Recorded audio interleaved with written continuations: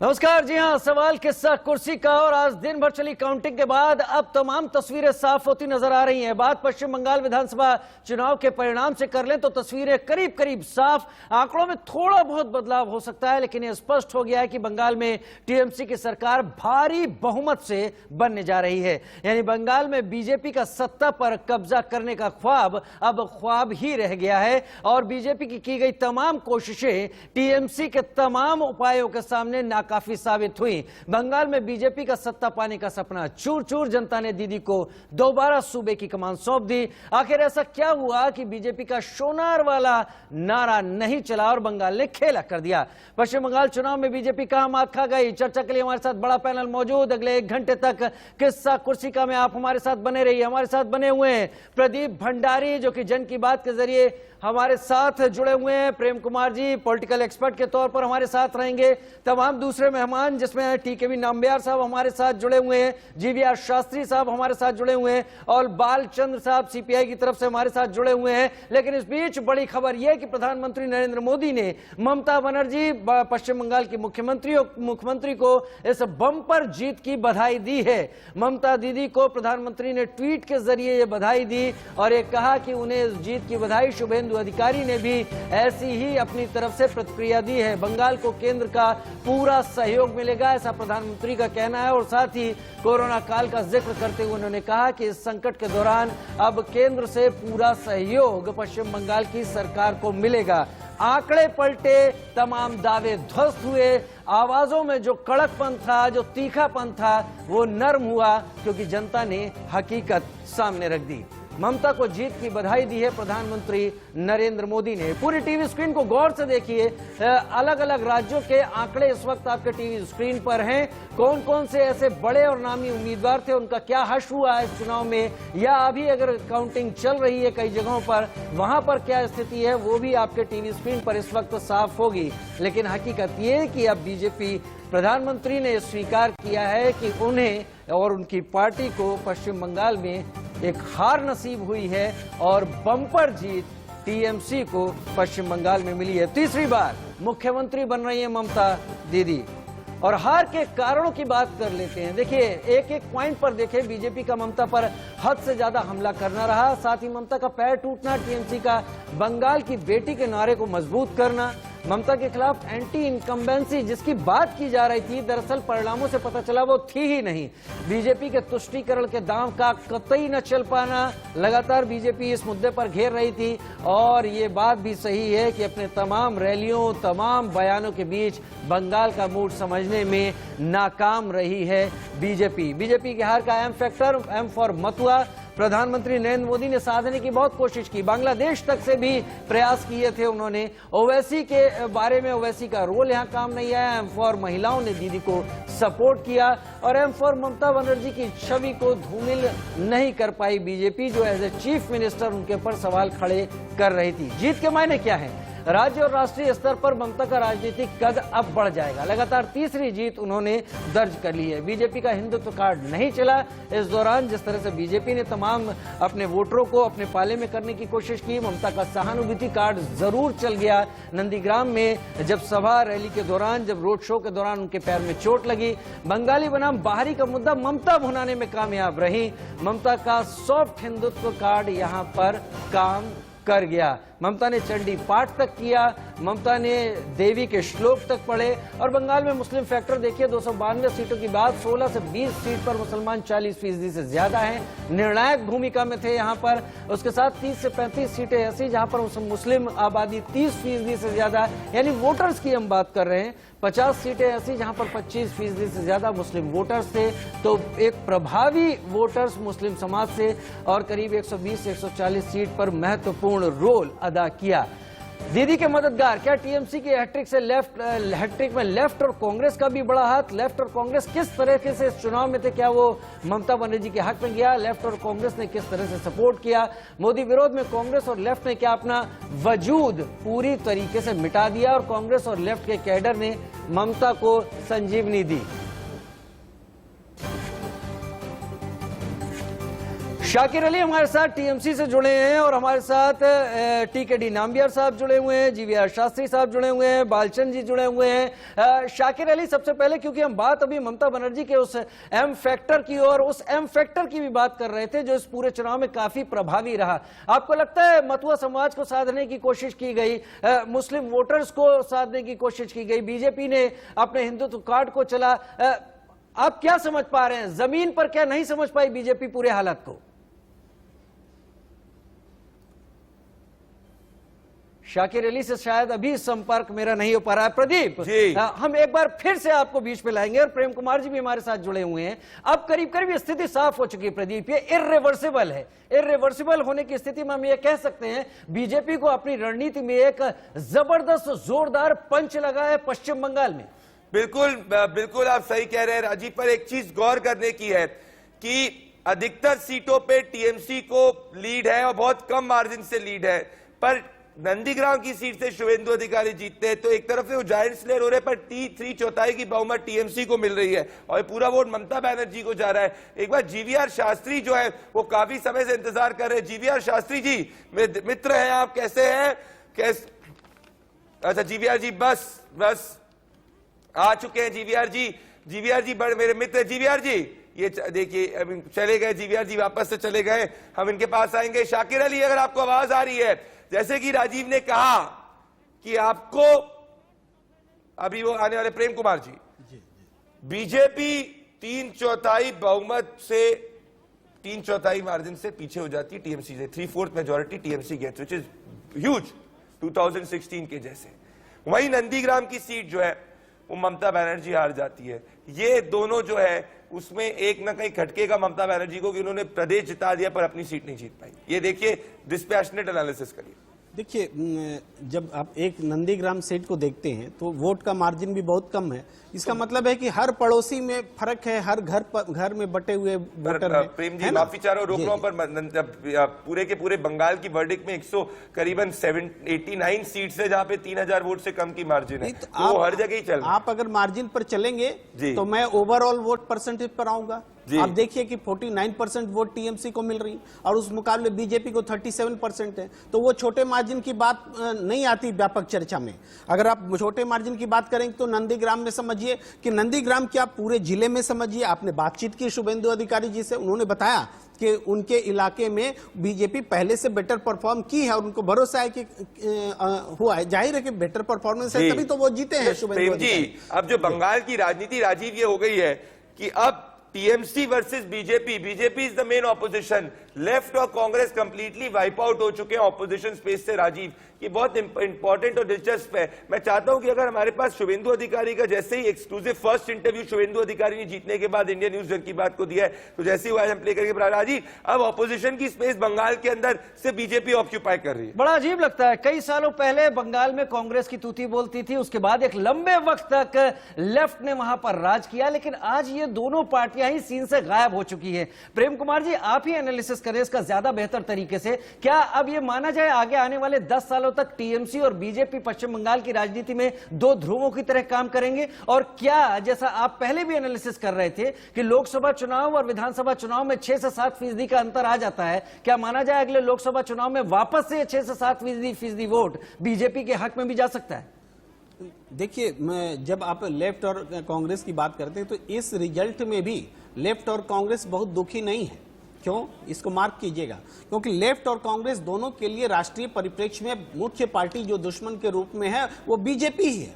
और बीजेपी को जब बीजेपी और टीएमसी में जब आमने सामने की टक्कर हुई और जब एकदम क्लोज फाइट हुआ तो इन्होंने ऑब्वियसली जाकर के बीजेपी के खिलाफ मतदान कर दिया। ये और खुश है इस नतीजे से। आप इस बात को मानिए कि लेफ्ट और कांग्रेस के कार्यकर्ता आप कह रहे हैं खुश है, मतलब आप कह रहे हैं कि लेफ्ट और कांग्रेस की और टीएमसी के पीछे से सेटिंग चल रही है। आप सेटिंग की बात नहीं,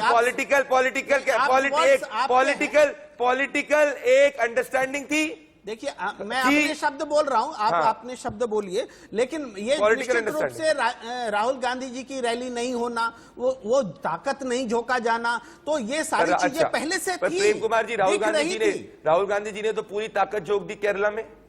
तो फिर केरल में क्या हुआ? झोंकी नहीं, ठीक है, केरल में झोंकी, असम में प्रियंका गांधी, क्या हुआ? असम में भी झोंकी, क्या हुआ?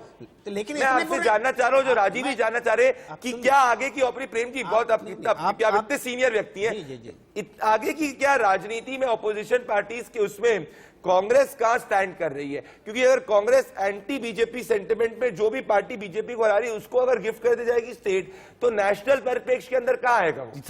निश्चित रूप से आप सिर्फ बंगाल देख रहे हैं, इसलिए आप नहीं, मैं केरला देख रहा हूं, आसाम देख रहा हूं, पुडुचेरी देख रहा हूं, देखेंगे केरला, पुडुचेरी एक गठबंधन राष्ट्रीय स्तर पर डेवलप होने वाला है। लोकसभा चुनाव की तैयारी होगी, उसमें कांग्रेस हो, तृणमूल हो, लेफ्ट हो, तमाम लोगों को एकजुट किया जाएगा। ये एक रोड मैप नजर आता है। माफी चाहता हूं प्रेम जी, प्रदीप की बात पर मैं आना चाहूंगा, आपको घेरने की कोशिश नहीं है, हम दिल्ली से ही शुरू कर लेते हैं ना। कांग्रेस 3 साल लगातार टर्म में रही, आज कांग्रेस कहां है? कांग्रेस ने एक तरीके से वॉकओवर दे दिया आम आदमी पार्टी को। आज आम आदमी पार्टी है और बीजेपी है, तो बीजेपी ने तो गेन किया है पश्चिम बंगाल में, लेकिन बीजेपी के हारने की कीमत पर लेफ्ट और कांग्रेस तो साफ हो चुके हैं। निश्चित रूप से देखिए, जब ऐसी सियासत होती है कि किसी के खिलाफ एकजुट होना है, किसी के खिलाफ लड़ना है, तो सेक्रीफाइसेस होते हैं। आप देखेंगे बिहार में, देखिए लेफ्ट खत्म हुआ उसी हिसाब से, चूंकि लंबे समय से आरजेडी के साथ गठबंधन रहा, कांग्रेस भी कमजोर हुई, लंबे समय से आरजेडी के साथ गठबंधन रहा, और भी बहुत सारे उदाहरण ऐसे हो सकते हैं। लेकिन वक्त की नजाकत को देखते हुए राष्ट्रीय स्तर पर जब एक जरूरत है तो ये कुर्बानी पार्टियां देती हैं और मजबूर होती हैं देने के लिए। प्रदीप, अब हम तमिलनाडु की भी थोड़ी सी चर्चा अगर कर लें, हमारे साथ तमाम मेहमान जुड़े हुए हैं, अगर मैं गलत नहीं हूं तो टीकेडी नाम्बियार साहब हमारे साथ जुड़े हुए हैं, हमारे साथ जीवीआर शास्त्री साहब भी जुड़े हुए हैं और बालचंद साहब भी हमारे साथ जुड़े हुए हैं। अगर जुड़े हुए हैं तो क्या बहुत जल्द जुड़ने वाले हैं, लेकिन मैं प्रेम कुमार जी, तमिलनाडु के भी जो रिजल्ट आए हैं वहां पर भी स्टालिन ने बहुत बेहतर प्रदर्शन किया है। क्या वहां पर एंटी इनकम्बेंसी काम कर गया, या फिर स्टालिन का चेहरा या करुणानिधि का चेहरा वहां के जो तमाम मतदाता हैं उनके सामने एक बार फिर उसी तरीके से आकर खड़ा हो गया जिस तरह से पहले था? देखिए, वहां स्टालिन लंबे समय से अल्टरनेटिव बनने का प्रयास कर रहे थे और लगातार सक्रिय थे, तो विकल्प के रूप में जनता को दिखा विकल्प। जब जनता को विकल्प दिखता है तो जनता मौका देती है, और पहले से ऑब्वियस था कि यह परिवर्तन होने वाला है और वो परिवर्तन हुआ है। और उसमें कांग्रेस, देखिए इस चुनाव में सबके लिए कुछ ना कुछ मिला भी है और कुछ ना कुछ खोया भी है। कांग्रेस को अगर तमिलनाडु में डीएमके के साथ मिला है तो पुदुचेरी चला गया है, या असम में नुकसान नहीं जीत पाए हैं कुछ।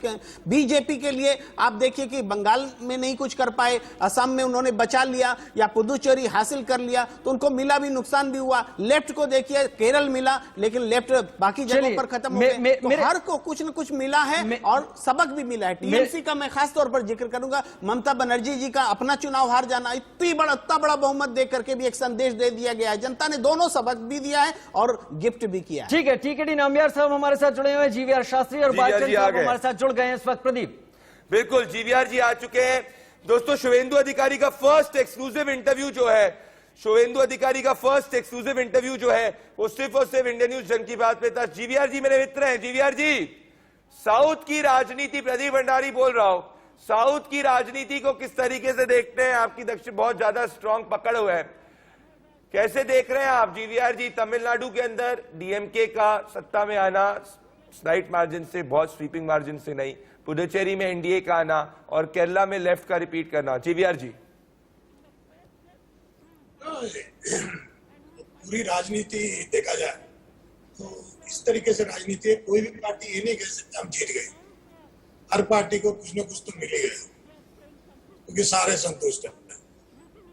लेकिन जिस तरीके से जो मीडिया कैंपेन किया गया और बंगाल की तरफ से, क्योंकि बंगाल में मैं अपनी दो बात बताना चाहता हूँ जी। जिस तरीके से गेटवे था, शुभेंदु अधिकारी की जो नंदीग्राम है वो गेटवे था, क्योंकि वहां पे ममता बनर्जी अपने आप को घोषित कर देना, वो इसीलिए घोषित कर दिया, वहां आसपास की 65-70 सीट जीत गई, क्योंकि इसीलिए है।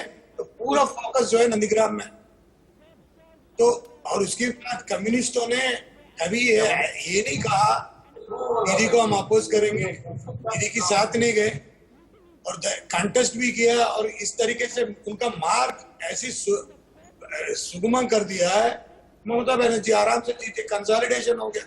बीजेपी को कुछ स्ट्रेटेजिक मामला समझ नहीं आया मेरे हिसाब से, क्योंकि Strategic 2019 का जो स्ट्रेटेजी थी, 2019 की जो स्ट्रेटेजी थी जो एमपी की इलेक्शन में, वो सेम स्ट्रेटेजी को अपनाया, लेकिन बंगाल में ममता बनर्जी ने अपना स्ट्रेटेजी बदल दी। क्योंकि मुझे लगता है इतने आदमियों को जो ममता बनर्जी की पार्टी की तरफ से जो आया गया है, क्योंकि विधान के अनुसार जो आदमी पार्टी का नियत समझ लेता है वो कार्यकर्ता होता है। वो कार्यकर्ता जी। वो नहीं होता रात की रात ज्वाइन करके। आप जीवीआर जी रोक रहा अपनी तरफ हूं। से जीवीआर जी आप कह रहे हैं स्ट्रैटेजिक मिस्टेक जो है उसकी आप बात कर रहे हैं। स्ट्रैटेजिक मिस्टेक राजीव, तो क्या मतलब कि क्या इनको चीफ मिनिस्टर का उम्मीदवार घोषित करना चाहिए था, ये मैं पूछना चाह रहा हूं। मैं वापस उस पर आपकी आवाज आ नहीं रही, मैं आपकी बात सुन नहीं पा रहा हूँ। जीवीआर जी का ऑडियो फिक्स किया जाए, ये मैं कहना चाह रहा हूँ। नहीं, आपकी आवाज बिल्कुल नहीं आ रहा है, क्योंकि मैं बिल्कुल सुन नहीं पा रहा हूँ। मैं अपनी बात चलिए कहने देता जीवीआर जी हूँ। आपका मैं ऑडियो अपनी बात तो कहने दीजिए, क्योंकि मैं 1 घंटे के ऊपर से बैठा हूँ, मुझे बोलने नहीं दिया है, लेकिन मैं आपसे रिक्वेस्ट कर रहा हूँ। और जहां तक केरला का सवाल है, केरला में ये साफ शब्दों में क्लियर हो गया था, पिनराई विजयन का ये कर देना बहुत जरूरी था, बहुत बढ़िया हो गया, क्योंकि इसीलिए जो आदमी बोलता है वो करता है। पिनराई विजय ने इस बात को करके दिखाया, और तभी तो 100 सीटें, क्योंकि जिस तरीके से जो 4-5 सीटें पिछली विधानसभा से भी ज्यादा उनको देना, तो ये बात बिल्कुल साफ हो जाता है। जहां तक सबरीमलाई की सवाल थी, उस टाइम पर हम सबने पिनराई विजय को हमने ना ये कर दिया था, लेकिन जहां तक पिनराई विजय का सवाल है, उस तरीके से जो बीजेपी ने कोशिश की, क्योंकि वहां पे इन्होंने अपना पूरा ब्रिगेड भेजा था। हमारा वो भी गए थे, योगी साहब भी गए थे, सारे गए थे, टोपी पहन के गए थे, लेकिन वो टोपी पहनने नहीं दी। ये बहुत बड़ी बात बोल रहे हैं कि केरला में नहीं करी, पर केरला में मेन पढ़ाई नहीं। जीवीआर जी मेन स्टोरी ये भी है कि केरला के अंदर यूडीएफ है, केरला के अंदर यूडीएफ ने भी पूरी ताकत झोंक दी थी, राहुल गांधी जी ने पूरी ताकत झोंक दी थी, और फिर भी पिनराई विजयन वापस आए थे, क्योंकि मेन लड़ाई यूडीएफ और एलडीएफ के बीच में थी। शाकिर अली टीएमसी, अगर आवाज आ रही है शाकिर जी आपको, आपसे पूछा पहले तो बहुत बहुत बधाई हो आपको, 200 से ज्यादा सीट से आपने 3/4 बहुमत से बंगाल में आपने इतिहास रच दिया, इसकी बहुत बहुत बधाई हो। पर एक गम तो हमेशा होगा कि नंदीग्राम से पीछे हो गए। देखिए, ये कोई बड़ी बात नहीं हुई है, ये राजनीतिक लड़ाई में ऐसा हुआ करता है, और पहले भी हुआ है। आपको याद होगा जे अमन भाई के, आप याद करिए, इंदिरा गांधी ने रायबरेली में चुनाव हारा था बहुगुना जी से, और इलाहाबाद में अमिताभ बच्चन से चुनाव हार गए थे बहुगुना जी। इतने सीनियर वरिष्ठ नेता जो इंदिरा गांधी के लेवल के नेता थे बहुगुना जी। तो ये होता है, तो ये, और वो भी 1700 वोटों से हारना, क्योंकि दीदी के सर पर 292 सीट का 94 सीट का जो बोझ था, 92 सीट का, तो आप वो जो है पूरे बंगाल का पूरा चुनाव कर रही थी, उसमें उनका पैर भी घायल था, और आप देख रहे थे कि वो उस पोजीशन में भी 130 सभाएं की। अच्छा एक चीज बताइए कि क्या अब इसके बाद नेशनल एम्बिशंस है शाकिर जी? अब ममता बनर्जी अपोजिशन की सबसे बड़ी लीडर के रूप में उभरी है, क्या अब आपकी नजरें अब दिल्ली पे है?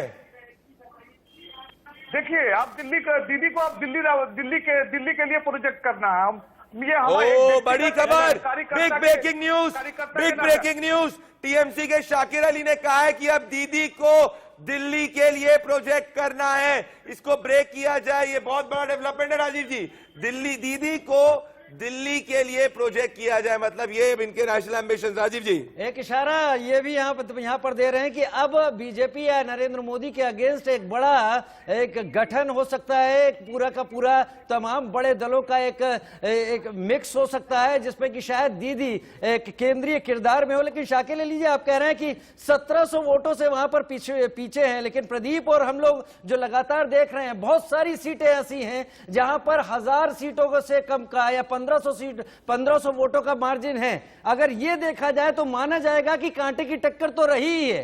बीजेपी को भी जनता ने देखा है, आपको भी जनता ने देखा है, लेकिन जो वोटों का डिफरेंस है उसमें यह नहीं कहा जा सकता कि आउटराइटली आप स्वीप कर गए।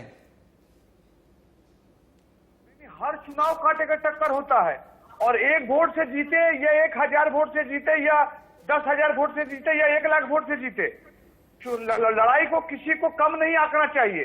चुनाव होता है, चुनाव में एक वोट से हार जीत निश्चित होता है, वो सब कुछ ठीक है। चुनाव जिस तरह से लड़ना चाहिए था, तृणमूल कांग्रेस भी उस तरह से ही चुनाव लड़ी है। तो मैं जहां तक समझता हूं कि जो बंगाल की जनता जो ठीक करके रखी थी कि बंगाल के लिए दीदी के नेतृत्व में ही और दीदी ही फिट बैठती है, और जिस तरह से बंगाल के माहौल को, कल्चर को बिगाड़ने की जो कोशिश की गई, ये सबको यहाँ की जनता ने सोचा समझा। क्योंकि आप जानते हैं जो आज बंगाल सोचता है, कल वो दूसरा कोई सोचता है। तो आज उस चीज को बंगाल ने अपनी सोच दिखाई है और दिशा दिखाई है।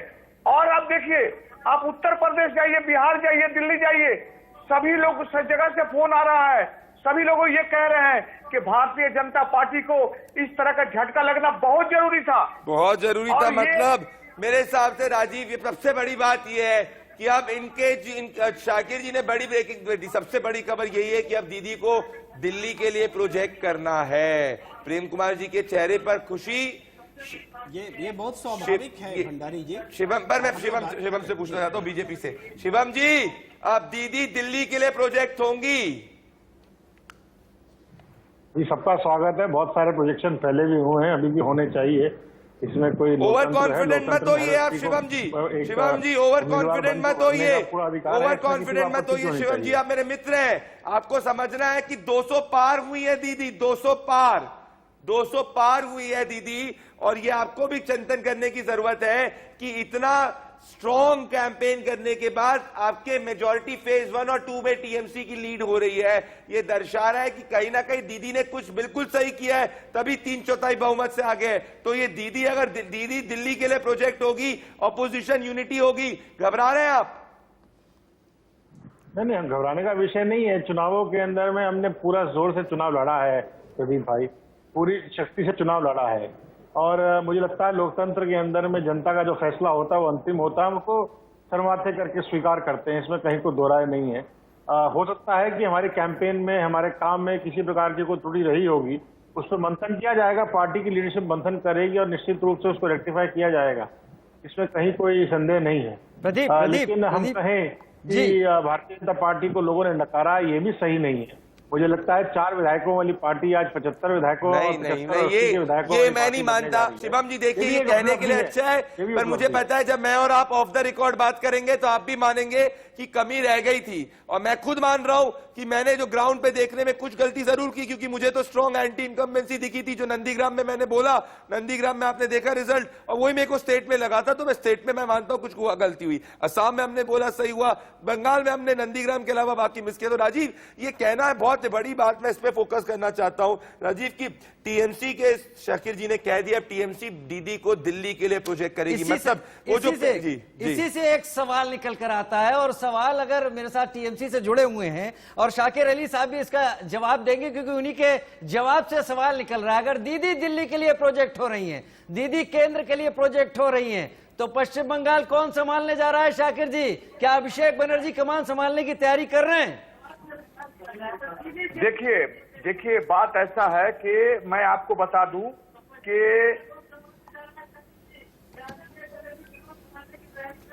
बोलिए देखिए, आपने जो अभिषेक जी का बात छेड़ा है, तो अभिषेक जी जो है 3-4 साल से पार्टी को बहुत ही सीरियसली देख रहे हैं। और दीदी जब नंदीग्राम में इंजर्ड हुई तो 292 सीट पर जो चुनाव था, कम से कम 292 सीट पर दीदी सभा करती, लेकिन दीदी 130 सीट के करीब चुनाव केंद्र में जाके उन्होंने सभा किए। बाकी जो सीटें थी उस पर अभिषेक बनर्जी, ये बहुत बड़ी बात है, और जाजा के लोगों से ब्रेकिंग न्यूज करने के लिए कहा।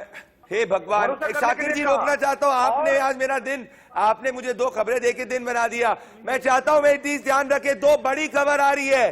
टीएमसी ने कहा है कि वो दीदी को दिल्ली के लिए प्रोजेक्ट करेंगे, और अभिषेक बनर्जी जो है वो इतनी सारी सीटों पे उन्होंने कैंपेन किया, तो नेचुरल यही है कि दीदी के बाद अभिषेक बनर्जी आगे हो सकते। ये बहुत बड़ी खबर है, इसको प्लीज नोट करिए, ये बहुत बड़ी खबर है। हम आएंगे, चर्चा जी। करेंगे प्रदीप, हम चर्चा करेंगे क्योंकि ये दो चीजें अपने आप में इंटरकनेक्टेड हैं। अगर दीदी दिल्ली के लिए तो पश्चिम बंगाल में नया चेहरा कौन और नए चेहरे की तरफ इशारा साफ साफ जाता हुआ। एक छोटा सा ब्रेक ले रहे हैं, आप लोग बने रहिए, इस पूरी चर्चा को और आगे बढ़ाएंगे, जल्द वापस आते हैं।